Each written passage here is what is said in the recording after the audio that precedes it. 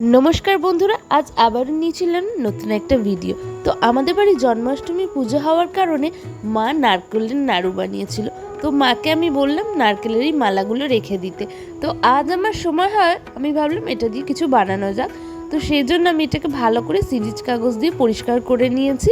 তো পরিষ্কার করে নেওয়ার পর তারপর আমি এটা একটা বোর্ডের মধ্যে আটকিয়ে তারপর ক্লে দিয়ে একটু কান করে নিয়েছি এবং তারপর আমি একে একে এখানে কালার করে দিয়েছি।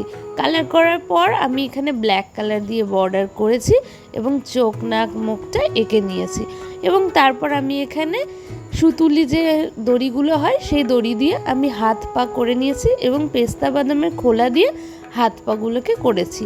তো এটা আমি বানাচ্ছি একটা ক্যান্ডেল ল্যাম্প। তো কেমন লাগছে ভিডিওটা অবশ্যই আমায় কমেন্ট করে জানিও। তো নেক্সট ভিডিও কি দেখতে চাইছো তাও জানাতে পারো। তো নেক্সট ভিডিওতে দেখা হচ্ছে, টাটা।